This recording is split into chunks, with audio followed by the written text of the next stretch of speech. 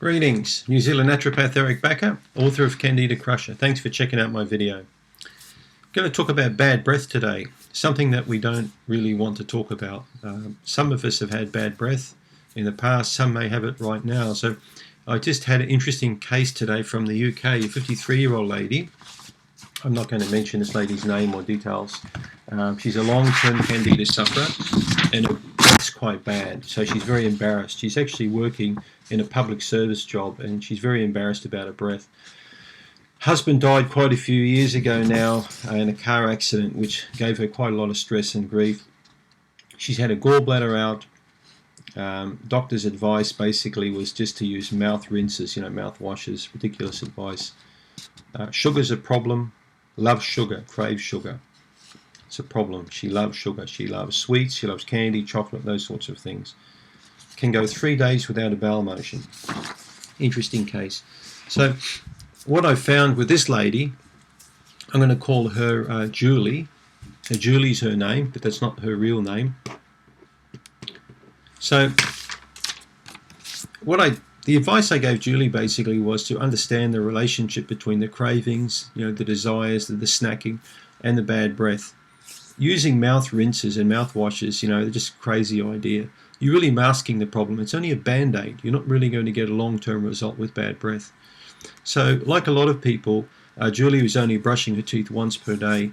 So I told her to go and buy 3 or 4 toothbrushes, soft ones. I've been using a nice toothbrush lately with some colloidal silver apparently sort of in this toothbrush. It's a really nice one, and I usually buy 6 toothbrushes at the same time, and every 4 to 6 weeks I throw the toothbrush out. They're only a couple of dollars. It's not really worth hanging on to a crappy old toothbrush. I use a tea tree oil toothpaste. You can also get a propolis toothpaste with propolis in it. So I like to brush the teeth 3 times a day, but also brush the gums. Now in Julie's case, we spend a bit of time talking about this, so I'm going to outline a good oral health when it comes to bad breath. So a lot of people only really brush the teeth. They don't focus enough time on brushing the tongue or the gums. So try and understand that your tooth, it's a bit like a tree. So the white part you can see is the trunk of the tree coming out the ground, right? The gum, it's really the soil where the tree's growing into, and the roots, because the roots of the tree trunk grow in. In the case of the upper teeth here, we've got the teeth growing into the maxillary sinus, right up. The maxillary sinus is in here, and the floor of that sinus cavity is where some of the roots of these teeth are basically touching up close to. So with a tree, if you really want to have a healthy tree, it's got to have a lot of nutrition and a lot of water, a lot of sunlight. So a tree needs taking care of until it's big and strong. But with the teeth, people only seem to spend their time interested in the white parts of the teeth. They don't look at the gum health too much.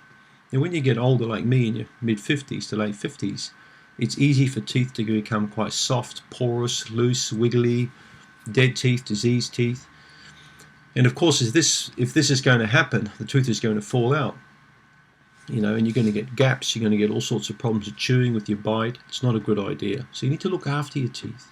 And by looking after your teeth, you're looking after the oral health, the oral cavity. This is going to help also digestion a lot downstream. This is quite a clever thing for you to do. Good teeth mean good chewing capability, breaking food down to proper small material size, which will mean the stomach has an easier job of breaking food down, which also means that you're going to get good absorption, digestion, absorption, and excretion of the food as well, of the food wastes. But it also means you're going to break the food down properly to give the small intestine and the large intestine the right particle size to build beneficial bacteria on. Something a lot of people don't think of. So poor oral health leads to poor digestive health. Poor oral health also leads to bad bacterial health upstream and downstream. So in Julie's case, I said that within 3 months her breath can be really nice again just by adopting a good oral cleansing regime. Tea tree oil toothpaste, gentle brushing with a soft brush, spend a good 5 to 10 minutes in the morning gently massaging all the gums, the teeth with the brush, the tongue, inside, all around the teeth. After she's done that, understand that the diet plays quite a big role. Making the right kind of food choices has a very big role in the oral health as well. Eating chocolates and sweets is going to put a lot of sugar into the oral cavity, and that's going to allow bacteria like Streptococcus mutans, for example, is a bacteria that really allows a proliferation of plaque. So with your fingernail, scrape it along the top of the teeth, then eat the gum and see if you've got any white plaque on there. If you have, you know you're not looking after your teeth properly. All right. So it's a little bit like with a tree. I was taught by a nurseryman that when I put a new citrus tree in the ground, for example, he said, don't put soil too high or bunch it around this gentle little trunk because you'll get collar rot. And collar rot in a tree is going to mean that that tree is going to get sick and die. All right. Now, collar rot in the mouth is really like having the bacteria around the top of the teeth, where you're going to get, these bacteria responsible for dental caries, for holes. So cleaning that plaque off regularly is quite a clever idea. Nice, sweet-smelling breath comes from good bacterial health in the mouth.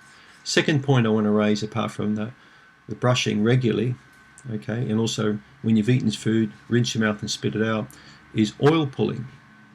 Oil pulling is a very clever thing for you to do in the morning. So when you get up in the morning, right, before you do anything else, now some people say rinse your mouth, but I think probably better that you don't rinse your mouth, is you get 1 tablespoon of a good coconut oil and put that in your mouth and swish it all around the teeth, around the tongue, everywhere, right, for about a good 4 or 5 minutes. And when you finish that, spit it out in the bathroom or in the waste paper basket. Just get rid of it. Don't swallow it, because that oil is going to suck a lot of bugs, little yeast spores, bacterial, bits and pieces of bacteria. They're going to suck up into that oil, and you're going to spit that out in, get rid of it out of the body. So by doing that oil pulling every single morning, and the good oral cleansing regime, and by making the right kind of diet change, eating fresh vegetables, for example, fresh leafy green vegetables, lean proteins, plenty of fresh water, you're going to have a sweet smelling breath in no time. So think about those points. I think they should point you in the right direction when it comes to improving your breath, because it's really nice to be around people that have got good oral hygiene. It makes a big difference in your life. So I hope this video has given you some good insights into how you can improve your life. Thanks for tuning in.